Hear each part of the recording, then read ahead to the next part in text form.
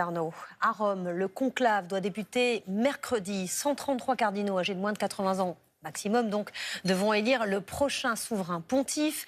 Les fidèles du monde entier scruteront la petite cheminée de la chapelle Sixtine en attendant la fumée blanche, signe que le pape est élu. D'où vient cette tradition? Nos correspondantes Raphaël Chapira et Lorenza Pensa. À partir de mercredi, cette petite cheminée toute simple sera au centre de toutes les attentions. C'est de là que sortira la fumée 2 fois par jour en attendant que soit élu le prochain pape. Et depuis la place Saint-Pierre, les visiteurs n'ont Dieu que pour elle, comme ces Américains en plein repérage. Tu vois, c'est par là que la fumée sort. Je pensais que c'était plus grand que ça. Non, c'est tout petit. Le pape est mort, c'est triste, mais nous allons assister à quelque chose de miraculeux, un nouveau pape.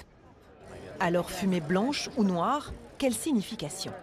Si c'est blanc, il me semble qu'ils n'ont pas. Et si c'est noir, c'est qu'ils ont. Ou alors c'est le contraire. Eh non, c'est le contraire. En réalité, le blanc, symbole de clarté, est le signe que le pape est élu.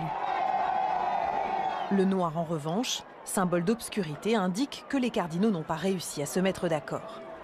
Un moment suspendu, traditionnellement très suivi des Romains et du reste du monde, et qui a souvent donné lieu à la confusion, comme en 2005. Une première fumée apparaît.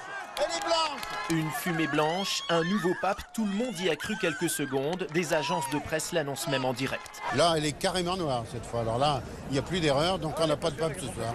Benoît XVI ne sera élu que le lendemain. Depuis, le Vatican a modernisé le procédé. À côté du poêle où l'on brûle les bulletins, des fumigènes sont injectés dans ce poêle installé à côté pour renforcer la couleur de la fumée. Un protocole datant du Moyen-Âge que le Vatican a choisi de conserver sciemment. Ça serait très facile d'envoyer un communiqué par mail ou par SMS aux journalistes et aux évêques. Mais la décision a vraiment été prise de préserver cette tradition qui alimente aussi l'excitation des médias, de la foule. Cette fumée, elle est aussi le symbole du secret qui doit être préservé sur l'élection du nouveau pape.